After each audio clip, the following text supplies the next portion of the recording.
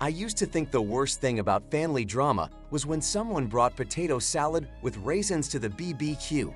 But then my parents tried to hand over my inheritance, yes, my rightful inheritance, to my younger sister, Amy, because they figured she needed it more. That's when things got real. I'm a 28-year-old guy who grew up in a house where favoritism wasn't just a thing, it was practically a family tradition. Ever since we were kids, my sister Amy, now 25, was the golden child. She did not wear a halo, but I wouldn't have been surprised if my parents had custom ordered her one from Etsy. Let me paint the picture. When I turned 5, my birthday was a modest affair, just a store-bought cake and dinner with the family. Amy, at 2 years old, got a full-blown carnival. We are talking face painters, a bouncy castle, and even a petting zoo. Meanwhile, I was just hoping someone remembered to light the candles on my cake. They did, but only after Amy finished riding the pony. This lopsided treatment did not fade as we grew. If I wanted something, I had to earn it. I spent months saving up for a new bike when I was 10. The day I rolled it out proudly, Amy took one look, decided she wanted one too, and had a meltdown of toddler proportions. Instead of teaching her about saving or sharing, my parents sprinted to the nearest bike shop and bought her a shinier, more expensive version. Mine didn't even have streamers. School. Let's not even go there. I was the overachieving kid, the straight-A student, captain of the debate team, editor of the school paper. Amy barely skated through with a C average, but she was the one our parents showed up for, supported, and celebrated. When I landed a place in a prestigious Harvard summer program, my parents barely blinked. They were too busy gushing about Amy's upcoming dance recital, which conveniently happened the same day I needed a ride to the airport. Guess who took an Uber before it was cool? Even when I got into a top university with a hefty scholarship, my parents' reaction was lukewarm at best. "Don't let it go to your head," my dad muttered. "College is not everything," my mom added, as if I'd told them I was moving to a yurt in the forest to find myself. Meanwhile, when Amy graduated high school by the skin of her teeth and decided college was not for her, they applauded her self-awareness and rewarded her with a brand new car.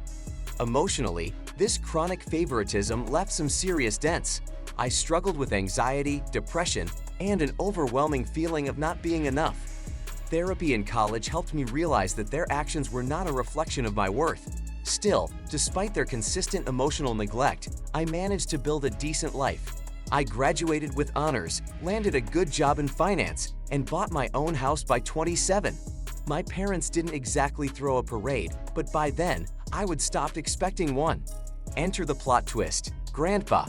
My grandfather on my dad's side passed away recently.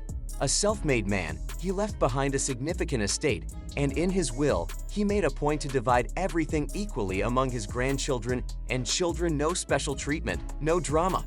Finally, someone in the family with a functioning moral compass. My share, a cool $500,000.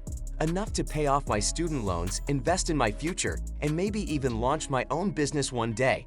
I was thrilled. Briefly, the moment the will was read, my parents' expressions turned sour. Think sucked on a lemon levels of sour. Later, they pulled me aside and told me it was unfair that Amy and I received the same amount. According to them, Amy, who was still living in their basement and working part-time as a barista, needed the money more. I tried to stay calm, pointing out that it was Grandpa's will, not a family group vote on Zoom. But they insisted I should do the moral thing and hand over my share to Amy. When I declined, they flipped out. Suddenly, everything they'd ever done for me, buying school supplies, paying for braces, letting me live at home during college, was thrown back at me like I owed them back rent for my childhood. My dad was one of the executors of the will, and in a move straight out of a soap opera, he declared he would be interpreting Grandpa's wishes and handing my share to Amy. I reminded him that this was both unethical and illegal, but he waved me off like I'd just told him Santa wasn't real. So I called for backup. I reached out to Grandpa's widow and the MVP of this entire saga. When she heard what my parents were trying to pull, she was furious. She told me that years ago, my parents had asked Grandpa to leave everything to Amy. Grandpa had refused, emphasizing that he wanted all his grandchildren treated equally. And just in case someone tried to go rogue, he'd included a clause in the will. Anyone who contested it would lose their share. Armed with this info, I confronted my parents. Cue the guilt tripping, emotional blackmail, and wild accusations. "You're tearing this family apart," my mother sobbed. My dad threatened to cut me out of his will, which frankly was starting to feel like a gift, not a punishment. With Grandma's help and the support of the other executor and my aunts and uncles, my dad's plot was shut down hard.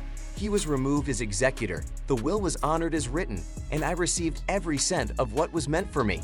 But the fallout? Nuclear.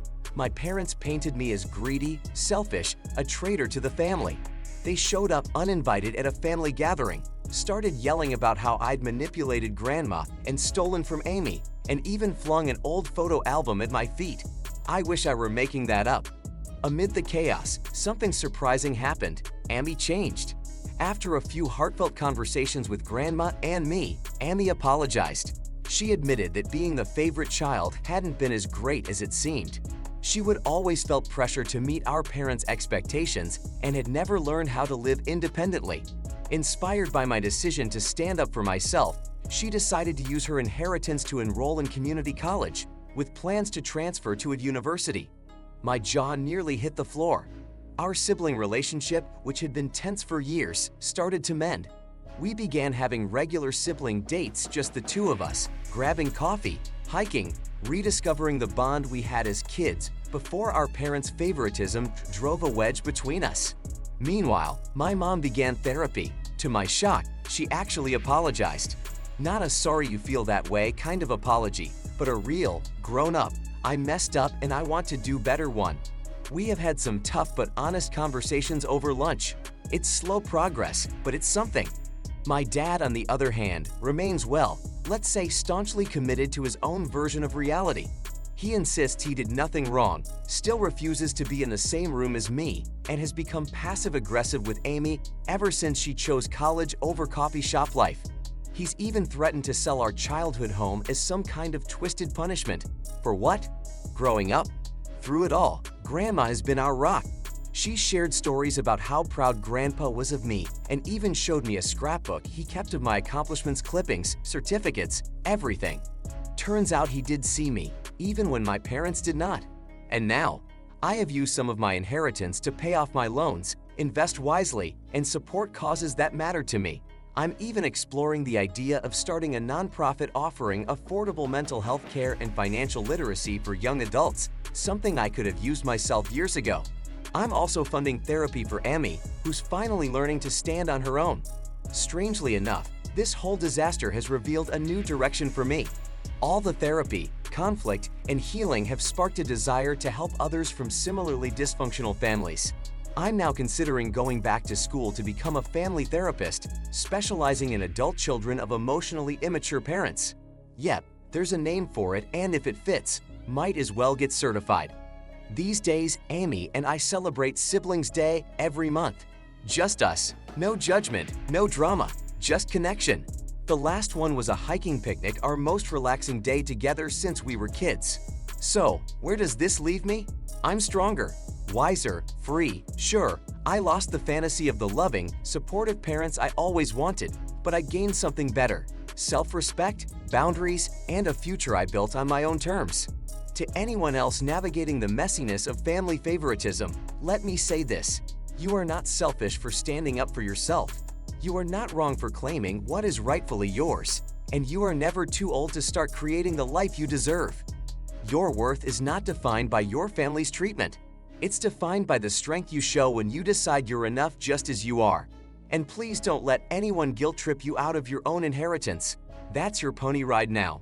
If you found this story relatable, inspiring, or just the right mix of OMG and what did I just watch, go ahead and smash that like and subscribe. Until next time, protect your peace, know your worth, and if someone tries to steal your inheritance, maybe send Grandma in. She doesn't play around. Stay strong, stay smart, and I'll see you in the next video.